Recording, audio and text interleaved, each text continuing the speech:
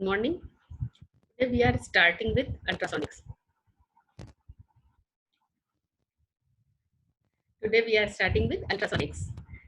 जैसा कि हमने पहले पढ़ा था कि अल्ट्रासोनिक्स जो है वो एक साउंड वेव्स हैं जिनका फ्रीक्वेंसी जो है वो इतना ज़्यादा होता है कि हम उनको नहीं सुन पाते, ऑडिबल रेंज से ज़्यादा होता है. If you remember we have learn that sound are longitudinal mechanical waves and they are divided in 3 frequency ranges.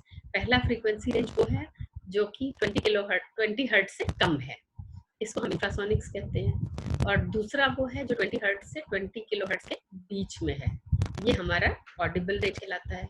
और तीसरा वो है जो कि 20 किलो हर्ट्ज से ज़्यादा है, ये हमारा अल्ट्रासोनिक्स है. अब देखिए, जो हमको सुनाई देती है वो तो ऑडिबल रेंज है 20 हर्ट्ज से 20 किलो हर्ट्ज. जो नहीं सुनाई देती उनका हमारे लिए क्या इस्तेमाल हो सकता है? जो इंफ्रासोनिक्स है उनकी फ्रीक्वेंसी बहुत कम है. और अगर आपको एनर्जी इक्वेशन का ध्यान हो तो E is equal to H nu होता है, जहाँ पर एच जो है वो प्लैंक्स कांस्टेंट है. इसका मतलब एनर्जी जो है वो डायरेक्टली प्रोपोर्शनल होता है फ्रीक्वेंसी के. अब जितनी कम फ्रीक्वेंसी उतनी कम एनर्जी, जितनी ज्यादा फ्रीक्वेंसी उतनी ज्यादा एनर्जी. तो जो आपकी इंफ्रासोनिक्स हैं, चूंकि उनकी एनर्जी बहुत कम है तो वो हमारे लिए कम यूज की है. लेकिन ये जो अल्ट्रासोनिक्स है इनकी फ्रीक्वेंसी बहुत ज्यादा है, 20 किलोहर्ट्ज से ज्यादा. उसी अकॉर्डिंग इनकी एनर्जी भी ज्यादा होती है और इनकी इस एनर्जी को हम डिफरेंट एप्लीकेशंस में इस्तेमाल कर सकते हैं. और यही वजह है कि अल्ट्रासोनिक्स को आपके सिलेबस का एक पार्ट बना के रखा गया है. चलिए, let us start. Ultrasonics are sound waves having frequency more than 20 kilohertz. कुछ कैरेक्टरिस्टिक्स अल्ट्रासोनिक्स की यहाँ पर हमने इंक्लूड करी हैं. They are high frequency and high energy waves. They follow inverse square law. वैसे तो सारी साउंड वेव्स जो है वो इनवर्स स्क्वायर लॉ को फॉलो करती हैं. इसके अलावा ये जो वेव इक्वेशन है V is equal to N lambda, उसको भी फॉलो करती है. अगर इनको किसी लिक्विड में से पास कर दिया जाए तो वो लिक्विड बहुत तेजी से हिलने लगता है. If they pass through a liquid, it is shaken violently. और इस प्रॉपर्टी को अल्ट्रासोनिक क्लीनिंग के लिए यूज किया जाता है. जो घड़ी साज होते हैं, कोई भी ऐसी सोफिस्टिकेटेड मशीनरी जो कि नॉर्मल तरीकों से नहीं साफ की जा सकती है, उसको साफ करने के लिए अल्ट्रासोनिक्स का यूज किया जाता है. क्लीनिंग सॉल्यूशन में उसको डिप कर देते हैं और उसके अंदर से अल्ट्रासोनिक्स पास कर देते हैं. वो बहुत तेजी से हिलता है तो सारे कॉर्नर कॉर्नर से डस्ट पार्टिकल्स रिमूव करके ले आता है.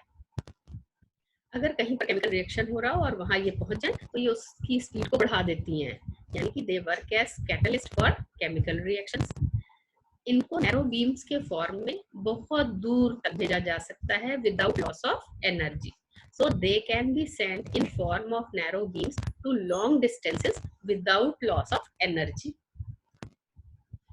इसके अलावा इनकी एक बहुत ही इंपॉर्टेंट प्रॉपर्टी है कि अगर एक मीडियम में ये ट्रेवल कर रही हैं और इनको रास्ते में दूसरा मीडियम मिल जाता है, कोई भी medium, if they get second medium in their path, they return back in first medium at 180 degree. They are reflected back at 180 degree, वहीं पे वापस आ जाती है. ये आपकी अल्ट्रासोनिक्स की बहुत इंपॉर्टेंट प्रॉपर्टी है जिसको यूज किया जाता है नेविगेशनल एप्लीकेशंस. प्रोडक्शन देखिए. अल्ट्रासोनिक्स का जो नेचुरल प्रोड्यूसर है वो चमगादड़ या बैट होता है. बैट जब उड़ता है तो उसके पंख इतनी तेजी से हिलते हैं कि वो अल्ट्रासोनिक्स का प्रोडक्शन करते हैं. एक और गाल्टन्स व्हिसल होती है जो कि बच्चों के खिलौनों में या जूतों में लगी होती है. जब उसको पहन के चलते हैं तो चू चू की आवाज आती है, या उस खिलौने को दबाते हैं तो उसमें से चू चू की आवाज आती है. लेकिन अगर आप ज्यादा जोर जोर से उसको दबाइए खिलौने को या ज्यादा देर तक चले बच्चा तो वो आवाज आनी बंद हो जाती है. तो ऐसा नहीं है कि वो व्हिसल खराब जाती, बल्कि उस मोमेंट में उसमें से अल्ट्रासोनिक्स का प्रोडक्शन होने लगता है. इसके अलावा जो हम डिफरेंट इंजीनियरिंग एप्लीकेशंस में अल्ट्रासोनिक्स को यूज करते हैं या और जगहों पर जहाँ भी यूज होती हैं, वहां पर यूज करने के लिए हमें आर्टिफिशियल ऑसिलेटर्स की जरूरत पड़ती है, जिनको ट्रांसड्यूसर्स या अल्ट्रासोनिक ऑसिलेटर या अल्ट्रासोनिक वाइब्रेटर कहा जाता है.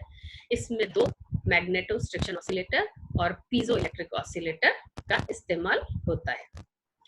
एप्लीकेशंस देखिए, जो अल्ट्रासोनिक्स हैं उनकी इंजीनियरिंग के लगभग हर फील्ड में एप्लीकेशंस हैं, चाहे वो सिविल इंजीनियरिंग हो, चाहे वो मरीन इंजीनियरिंग हो, चाहे वो ऑप्टिकल इंजीनियरिंग हो, इलेक्ट्रिकल इंजीनियरिंग हो, मैकेनिकल इंजीनियरिंग हो या मेडिकल इंजीनियरिंग हो, ऐसा. आप आपकी लगभग आप यहाँ देख सकते हैं, मैंने आपको सारे फील्ड्स यहाँ पर बना रखे हैं। हर फील्ड में, एग्रीकल्चर में भी यूज होता है, बायोलॉजिकल में भी यूज होता है, मेटलर्जी में भी यूज होता है, जियोलॉजिकल इंजीनियरिंग में भी यूज होता है, हर जगह अल्ट्रासोनिक्स का यूज होता है। हाउएवर आपके लिए जो आपके सिलेबस में स्पेसिफाइड है उसमें 2-3 ही एप्लीकेशंस हैं, फिर भी हम एक हल्की सी नजर कुछ एप्लीकेशंस पे यहाँ डाल लेते हैं। मेडिकल इंजीनियरिंग की अगर हम बात करें या मेडिकल फील्ड की हम बात करें तो फोकस्ड सर्जरी के लिए अल्ट्रासोनिक्स का यूज होता है। आपने डे टू डे लाइफ में अल्ट्रासाउंड का नाम सुना होगा, अल्ट्रासोनोग्राफी होती है ये, इसमें भी अल्ट्रासोनिक्स का यूज होता है। हार्ट का कुछ टेस्ट होते हैं, इकोकार्डियोग्राफी, ये अल्ट्रासोनिक्स के इस्तेमाल से होती है। एनेस्थीसियोलॉजी, ये भी अल्ट्रासोनिक्स का एक एप्लीकेशन है। मैकेनिकल इंजीनियरिंग में आइए, drilling, cold welding, flaw detection, machining, cutting, soldering, ये सब कुछ एप्लीकेशंस हैं जो मैकेनिकल इंजीनियरिंग में होते हैं। ड्रिलिंग और वेल्डिंग तो आपने वर्कशॉप में भी की होगी और ये दोनों आपको यहाँ पर भी पढ़नी है। फ्लॉ डिटेक्शन में क्या होता है? फ्लॉ डिटेक्शन एक स्पेसिफिक एप्लीकेशन है जिसमें अगर कोई शीट है, मोटी शीट है कोई, और उसमें कहीं अंदर कहीं फ्लॉ हो गया, अंदर कहीं क्रैक हो गया जो बाहर से नहीं पता लग रहा है, तो उसका पता लगाने के लिए अल्ट्रासोनिक्स का यूज किया जाता है। नेविगेशनल इंजीनियरिंग में सोनार एक बहुत ही इंपॉर्टेंट एप्लीकेशन है, साउंड नेविगेशन है, रेंजिंग, इसको हम आगे थोड़ा सा और एलैबोरेट करेंगे। ड्रिलिंग आ जाइए, ड्रिलिंग आपने वर्कशॉप में किया, आप एक टूल बिट यूज करते हैं, उस बिट को आप टूल मशीन में ड्रिलिंग मशीन में लगा लेते हैं और जब आप ड्रिल मशीन चलाते हैं तो वो टूल बिट गोल गोल घूमता हुआ उसके अंदर जाता है और ड्रिल कर देता है। अगर आपने कारपेंटरी वर्कशॉप में देखा होगा तो कारपेंटरी वर्कशॉप में जो ड्रिल होता है वो अलग तरह का होता है, उसमें रस्सी ऐसे बंधी होती है और दोनों तरफ ऐसे ऐसे खींचा जाता है। कारपेंटर्स के पास भी आपने देखा होगा, और उसमें टूल बिट जो है आगे पीछे दोनों साइड से घूम के ऐसे गोल गोल, एक बार इधर, एक बार इधर, एक बार इधर, एक बार इधर, ऐसे गोल घूम के उसमें ड्रिल कर देता है।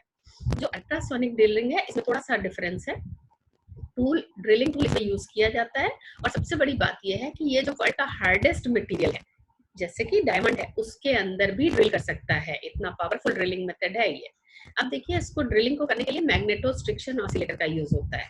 ऑसिलेटर के नीचे वाले हिस्से जो रॉड होती है उसके नीचे जो है आपका ड्रिलिंग बिट अटैच कर दिया जाता है, और जब ऑसिलेटर को स्विच ऑन किया जाता है तो मैग्नेटोस्ट्रिक्शन ऑसिलेटर की ये खासियत होती है, उसके अंदर एक रॉड होती है फेरोमैग्नेटिक मटेरियल की, जो कि जब ऑसिलेटर ऑन होता है तो वो बहुत तेजी से लेंथ वाइज ऊपर नीचे वाइब्रेट करती है, ऐसे ऐसे अपनी लंबाई एक बार बढ़ती है, फिर लंबाई कम होती है, लंबाई बढ़ती है, लंबाई कम होती है। ये इस ऑसिलेशन की वजह से जो टूल बिट है वो भी ऊपर नीचे वाइब्रेट करने लगता है, और ऊपर नीचे वाइब्रेट करने से वो बार बार उस पर चोट करके उसके अंदर जो है ड्रिल प्रोड्यूस कर देता है। देखिए, मैंने आपको यहाँ फिगर में दिखाने की कोशिश की है, ये आपका वाइब्रेटर वाला पोर्शन है, ये आपके अंदर रॉड है, इसके अंदर जो रॉड है उसकी ऑसिलेटर की, और इसके नीचे यहाँ पर ये देखिए ये वाला पोर्शन जो है ये आपका ड्रिल टूल यहाँ पर अटैच किया गया है, इसके नीचे आपका वर्क पीस रखा हुआ है। जब इस सर्किट को स्विच ऑन किया जाता है तो ये जो टूल है आपका ड्रिल टूल, ये ऐसे ऊपर नीचे वाइब्रेट करने लगता है, इस तरह से एक बार ऊपर फिर नीचे, फिर ऊपर फिर नीचे, और उसकी फ्रीक्वेंसी कितनी होती है? अप्रोक्सीमेटली 300 किलोहर्ट्ज, इतनी ज्यादा फ्रीक्वेंसी है। एक सेकंड में 300 किलोहर्ट्ज की फ्रीक्वेंसी इस कोई भी कितना भी हार्डेस्ट मटेरियल हो उसके अंदर यहाँ पर ड्रिल करने में कैपेबल है। नेक्स्ट आ जाइए, कोल्ड वेल्डिंग। ऐसा कोई भी वेल्डिंग जिसको कि बिना इन्वॉल्वमेंट ऑफ हीट के किया जाए कोल्ड वेल्डिंग कहलाता है। The welding which is performed without involvement of heat is known as cold welding, और अल्ट्रासोनिक्स जो है वो कोल्ड वेल्डिंग करता है। एक आपको याद होगा, आपने लेजर वेल्डिंग भी पढ़ी है, that is not cold welding, that is hot welding, and this is cold welding. दूसरी एक वेल्डिंग आपने वर्कशॉप में भी करी है, उसमें आप क्या करते हैं, आप जो दो पीसेस जिनको वेल्ड करना है उनको गर्म कर देते हैं, गर्म होके वो जब पिघल जाते हैं तो उन दोनों को आप ऐसे चिपका देते हैं, एक पास लाके जोड़ देते हैं, और वो चूंकि पिघले हुए होते हैं तो वो वहां पर जब सूखते हैं तो वो उनकी वेल्डिंग हो जाती है। अब देखिए, जो हॉट वेल्डिंग होती है उसकी दो प्रॉब्लम्स होती हैं। पहली प्रॉब्लम तो ये होती है कि जो उसका सरफेस है वो स्मूथ नहीं रह जाता, वो रफ हो जाता है, डिशेप्ड हो जाता है। और दूसरी प्रॉब्लम क्या होती है, उसमें इन्वॉल्वमेंट ऑफ कार्बन हो जाता है, कार्बन उसके अंदर ऐड हो जाता है, काला हो जाता है। जो कोल्ड वेल्डिंग है इसमें ये दोनों प्रॉब्लम्स खत्म हो जाती हैं। अब इस कोल्ड वेल्डिंग को करने के लिए क्या किया जाता है, एक मैग्नेटोस्ट्रिक्शन ऑसिलेटर लिया जाता है और उसके लोअर एंड पे रॉड के नीचे जो है हैमर अटैच कर दी जाती है। जब हैमर अटैच करने के बाद उसके नीचे जो आपके वर्क पीस शीट्स जो है दो शीटें जिनको आपको वेल्ड करना है वो रख दी जाती है। अब क्या करते हैं, जब आप उसको स्विच ऑन करते हैं तो वो हैमर उन दोनों शीट्स के ऊपर अप्रोक्सीमेटली 300 किलोहर्ट्ज की स्पीड से, इस फ्रीक्वेंसी से उसके ऊपर चोट करती है। चोट करने से क्या होता है, एक रेजोनेंस हो जाता है। रेजोनेंस होने से जो एम्पलीट्यूड है दोनों शीट्स के मॉलिक्यूल्स का, वो इतना ज्यादा बढ़ जाता है कि एक शीट का मॉलिक्यूल दूसरे में और दूसरी शीट का मॉलिक्यूल पहले में, ये उसके अंदर डिफ्यूज कर जाते हैं। और इस डिफ्यूजन की वजह से वेल्डिंग हो जाती है। ना तो गर्मी प्रोड्यूस होती है, ना कार्बन कंपोनेंट्स ऐड होते हैं, और ना ही जो उसका सरफेस है वो डी शेप्ड होता है, और आसानी से वेल्डिंग हो जाती है। ये देखिए यहाँ पर मैंने बना के आपको दिखाया हुआ है। ये आपका हैमर यहाँ पर अटैच्ड है, अल्ट्रासोनिक वाइब्रेशन का प्रोब जो है, और ये आपका वाइब्रेटर है। इसके नीचे ये दो वर्कशीट्स जो हैं इनको रखा गया है, जिनको कि वेल्ड करना है। अब ये इस पे इतनी तेजी से स्पीड से देखिए ये ऊपर नीचे करेगा, इस तरह से ये वाइब्रेट करता है। इस वाइब्रेशन की वजह से ये जो आपका हैमर है वो इतनी तेजी से इसके ऊपर मार करता है कि इसके अंदर रेजोनेंस हो जाता है। रेजोनेंस की वजह से दोनों शीट्स के मॉलिक्यूल्स एक दूसरे में डिफ्यूज कर जाते हैं और वेल्डिंग परफॉर्म हो जाती है। एक नेविगेशनल एप्लीकेशन सोनार। सोनार का फुल फॉर्म है साउंड नेविगेशन एंड रेंजिंग। सोनार के अंदर नेविगेशन की बहुत सारी एप्लीकेशंस होती है, लेकिन यहाँ पर हम 3 एप्लीकेशंस पढ़ रहे हैं। एक है समुद्र की गहराई नापना, दूसरा समुद्र में अगर कोई जहाज डूब गया है तो उसका पता लगाना, और तीसरा है जो फॉगी नाइट्स होती हैं जिस दिन जबकि जो विजिबिलिटी है वो बहुत ही लो होती है, उस टाइम पे समुद्र में कोई शिप आ रहा है या कोई ऑब्स्टेकल है रास्ते में या नहीं है, इसका पता लगाने के लिए अल्ट्रासोनिक्स का यूज किया जाता है। देखिए सबसे पहला एप्लीकेशन फाइंडिंग डेप्थ ऑफ सी। समुद्र की गहराई नापने के लिए नैरो बीम्स के फॉर्म में समुद्र की सतह से नीचे बॉटम की तरफ जो अल्ट्रासोनिक्स है वो भेजी जाती हैं, और साथ ही साथ उनके वापस लौटने का टाइम नोट किया जाता है। जब ये टाइम टी नोट हो जाता है, कितना डिस्टेंस गया, एस डिस्टेंस नीचे गया, एस डिस्टेंस ऊपर आया। If S is depth of sea then S will be given by VT by 2, और इस फॉर्मूले का यूज करके समुद्र की गहराई कैलकुलेट कर ली जाती है। ये देखिए यहाँ पे मैंने आपको दिखाने की कोशिश की है, ये आपका यहाँ पर ट्रांसड्यूसर है जो कि आपका अल्ट्रासोनिक्स को नीचे की तरफ भेजता है, और यहाँ पर आपका डिटेक्टर लगा हुआ है जो इनके रिटर्न को नोट करता है। यहाँ पर अंदर आपका कंप्यूटराइज्ड कंट्रोल सिस्टम होता है जो कि इस टाइम के पहुंचने के साथ ही s is equal to VT by 2 फॉर्मूले का यूज करते हुए डेप्थ ऑफ सी कैलकुलेट कर लेता है। फाइंडिंग सबमर्ज्ड मैरीन्स, डूबे हुए जहाजों का पता लगाने के लिए सिमिलर मेथड यूज होता है। समुद्र की सतह से एक लंबे चौड़े एरिया में जहां पर डाउट होता है कि यहाँ पे कुछ डूबा है, वहां पर एक लंबे चौड़े एरिया में कई जगहों से अल्ट्रासोनिक्स को नैरो बीम के फॉर्म में बॉटम की तरफ भेजा जाता है। अगर उनके लौटने के टाइम में डिफरेंस होता है तो ये समझ में आ जाता है कि कुछ ना कुछ यहाँ डूबा हुआ है, और कितनी दूरी तक जो वो जल्दी वापस आ रही है उतनी दूरी तक का सारा वो एरिया कवर करके पता लग जाता है कि यहाँ से यहाँ तक इतना बड़ा कोई शिप यहाँ पर डूबा हुआ है, कितना उसकी हाइट है और कितने नीचे तक वो डूबा हुआ है, ये पता लगाने के लिए S is equal to VT by 2 का ही यूज किया जाता है। सिमिलर सा मेथड है जो आपका डेप्थ निकालने का है। सिर्फ फर्क क्या है कि जब डेप्थ निकालते हैं तो सिर्फ एक जगह से भेजते हैं, और जब हम उसका सबमर्ज्ड मैरीन्स का पता लगाते हैं तो हमको उसको कई जगहों पे अलग अलग जगहों पे भेजना पड़ता है, और एक लंबे चौड़े एरिया में कई जगह से अल्ट्रासोनिक्स भेजी जाती है और उनका रिसीविंग करके कैलकुलेशन किया जाता है।